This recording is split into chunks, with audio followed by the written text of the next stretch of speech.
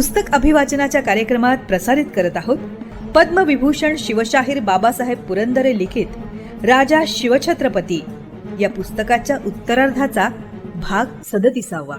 अभिवाचक जयंत ठोंबरे.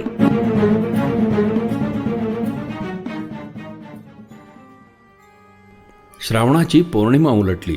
काळोखा वद्य पक्ष सुरू झाला. दुखणेकरी महाराज पलंगावर पडून होते.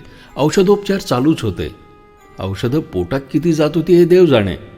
अवतीभोवती कोणीही नाही असं पाहून सावधपणे पुढच्या सूचना एकमेकांना मिळत होत्या.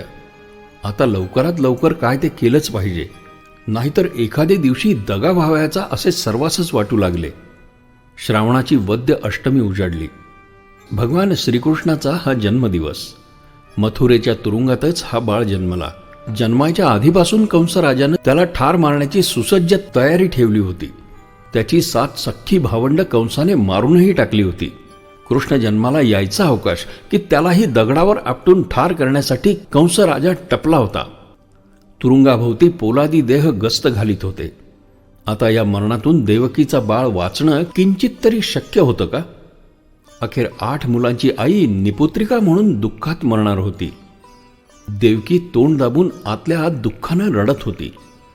राजगडावर आईसाहेब शिवबासाठी व्याकुळ झाल्या होत्या.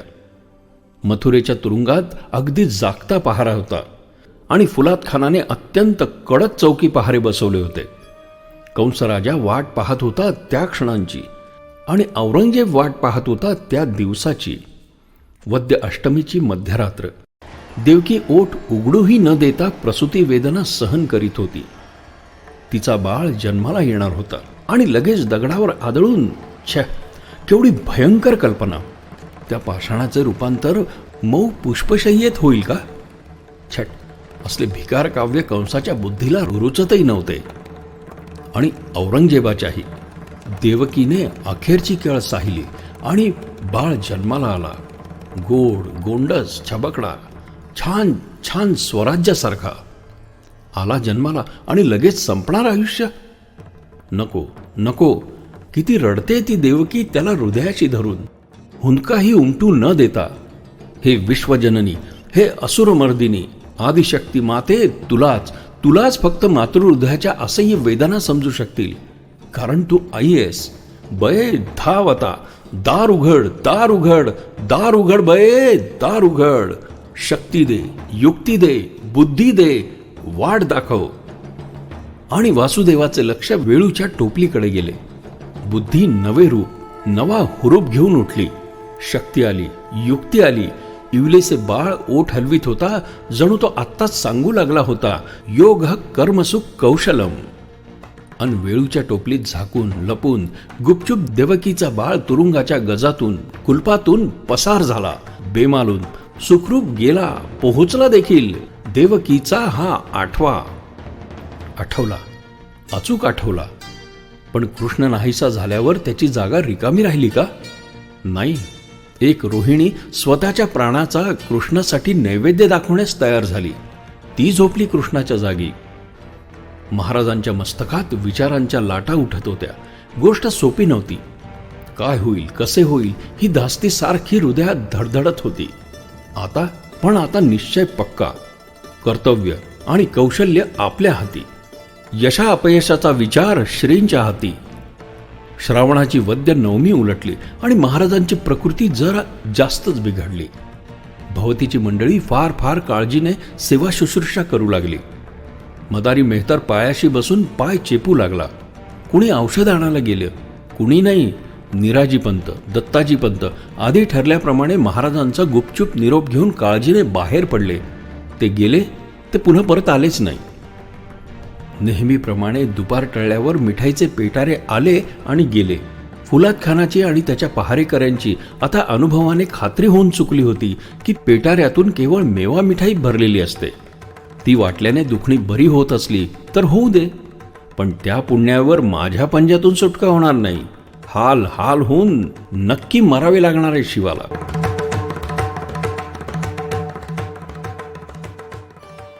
श्रावण वद्य एकादशी महाराजांच्या दुखण्यातच गेली.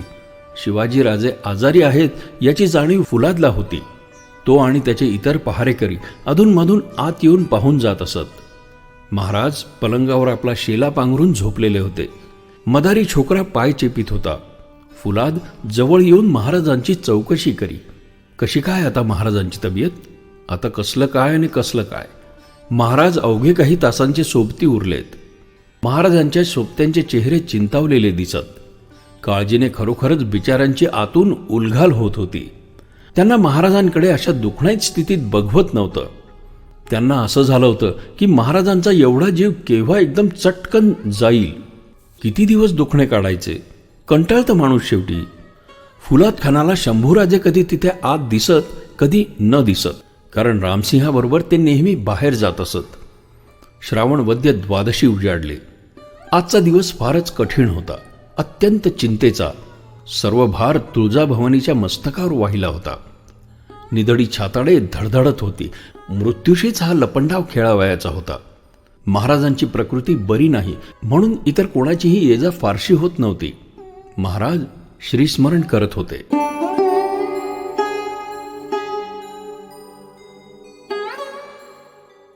दुपार झाली. एक एक क्षण घणाचे घाव हृदयामध्ये घालीत घालीत पुढे सरकत होता. शंभूराजा यावेळी किती लहान, फक्त 9 वर्षाचा मुलगा होता. पण त्याची वागणूक अगदी एखाद्या प्रौढाहूनही समजूतदारपणाची होती. दुपार ढळली. नेहमीप्रमाणे मिठाईचे पेटारे हमालांच्या खांद्यावरून पाळण्यासारखे आले. हे हमाल लोक नेमके कोण होते हे इतिहासाला माहिती नाही, पण तेही विश्वासाचेच होते असे उघड दिसते. महाराज पलंगावर पहुडले होते. हिरोजी फर्जंद जवळच होता. तो क्षण जवळ आला. 2 पेटारे रिकामे होते. भयंकर काळजी वाटत होती. हृदय धडधडत होती. कुणी पाहिले तर? कुणी पाळत ठेवली तर नसेल ना? जो तो मनातून देवाचे नाव घेत होता. नजर टकमकात चौफेर फिरत होत्या. महाराजांनी आपल्या उजव्या हातातलं सोन्याचं कडं काढून हिरोजी फर्जंदच्या हातात घातलं. बाकीची सर्व सज्जता होती. महाराज पटकन उठले. रिकामा पेटारा उघडा झाला. महाराज एका पेटाऱ्यात आणि संभाजीराजे दुसऱ्या पेटाऱ्यात झटकन बसले. पेटारे बंद झाले. भयंकर दिव्य स्वराज्याचे प्राण गोकुळीच्या कृष्णाप्रमाणे वेळूच्या टोकऱ्यात बसले. आता पुढचे सर्व ईश्वराधीन. जय भवानी, जय जगदंब. महाराज पलंगावरून उतरता क्षणीच हिरोजी फर्जंद शेल्याच्या पांघरुणात घुसले. मदारी मेहतर त्यांचे पाय पूर्ववत तितक्याच गंभीर चेहऱ्याने चेपीत राहिला. हिरोजी फर्जंद बराचसा महाराजांच्या सारखा दिसत असे. तो मुळी त्यांचा भाऊ शोभत होता. हमालांनी पेटारे उचलले. पुढे काही पेटारे मिठाईचे, मागोमाग बाकीचे पेटारे निघाले. सारे अवघड, खडतर, भीषण, भयंकर दिव्य आताच होते. आत महाराजांची आणि बाहेर इतर जीवलगांची मनस्थिती किती विचित्र झाली असेल याची कल्पनाही करणे कठीण. वर्णन करणे तर अशक्यच. जिभा कशा कोरड्या पडल्या असतील, घाम कसा निथळत असेल. फुलाद खानाला किंचित जरी शंका आली तर? पेटारे कर्र कर्र करीत बाहेर पडले आणि पहारेकऱ्यांनी पेटारे थांबवले.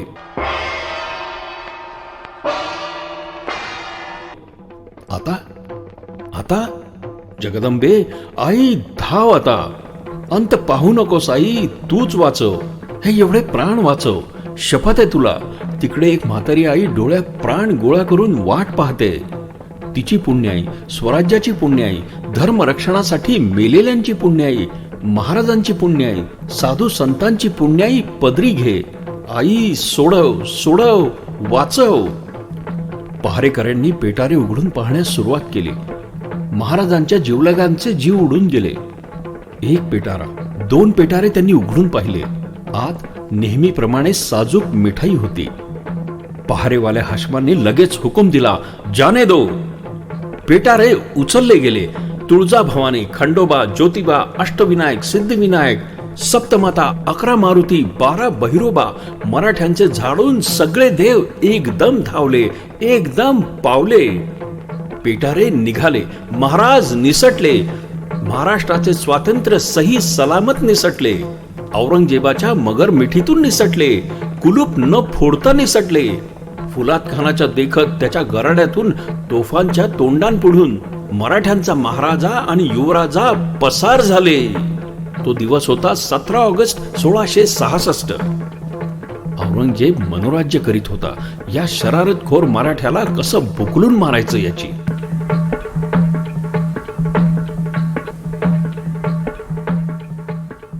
श्रोते हो, पुस्तक अभिवाचनाच्या कार्यक्रमात पद्मविभूषण शिवशाहीर बाबासाहेब पुरंदरे लिखित राजा शिवछत्रपती या पुस्तकाच्या उत्तरार्धाचा भाग 37 आज आपण ऐकणार.